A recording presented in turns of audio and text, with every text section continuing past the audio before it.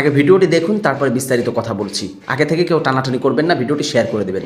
আসলে এটা কেনাকাটার উপরে আমার ওয়াইফের যদি আবার 4 লাখ 5 লাখ টাকার স্বর্ণ কিনা লাগে ওই হিসাব, আর বাচ্চাদের যা যা প্রয়োজন তা কিনতেছে, আর সেই জন্য আমি কিনে দিতেছি সামর্থ্য অনুযায়ী।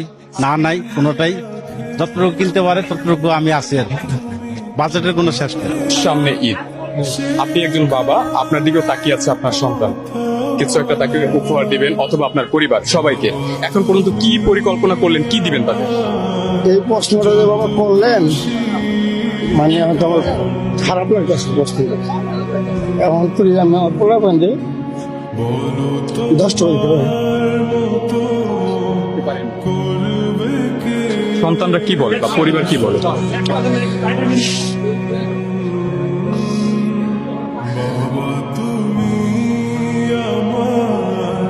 এই প্রশ্নটা করেন না, খারাপ লাগতেছে। কালকেও বাচ্চার মা বলছে বাচ্চা কত তো কাপড় চাপড় কিনতে এগো বললাম, ইনকাম না হলে করতে করবো, কষ্ট এটাই, ব্যবসা না হলে করতে করবো।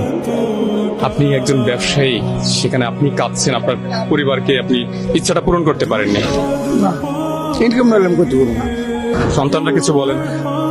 বলে মন তো খারাপ করে,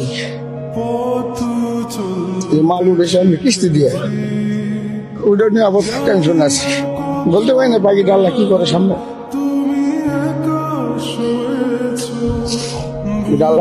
আল্লাহ পারি জানে কপালে কি আছে।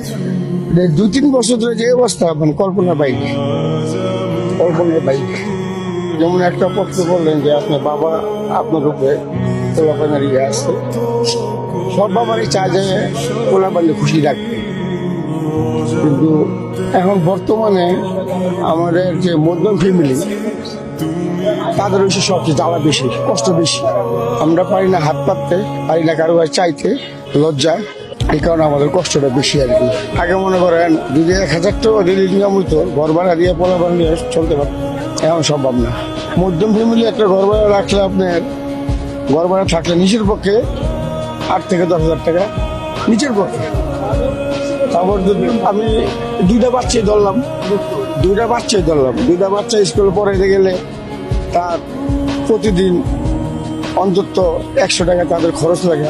তারপর তো বই খাতা এগুলো আছে, এবারে হিসাব করতে গেলে 2টা বাচ্চার পিছনে মনে করেন মাসে আপনার অন্তত 6,000 টাকা লাগে। যাই হোক দর্শক মণ্ডলী, সম্পূর্ণ ভিডিওটি দেখতে পারলেন। এই ভিডিও নিয়ে আপনার মন্তব্য কি অবশ্যই কমেন্ট বক্সে কমেন্ট করে জানাবেন। ভিডিওটি ভালো লাগলে লাইক এবং শেয়ার করবেন। তো সম্পূর্ণ ভিডিওটি কন্টিনিউ করার জন্য আপনাকে অসংখ্য ধন্যবাদ। আসসালামু আলাইকুম ওয়া রাহমাতুল্লাহি ওয়া বারাকাতুহু।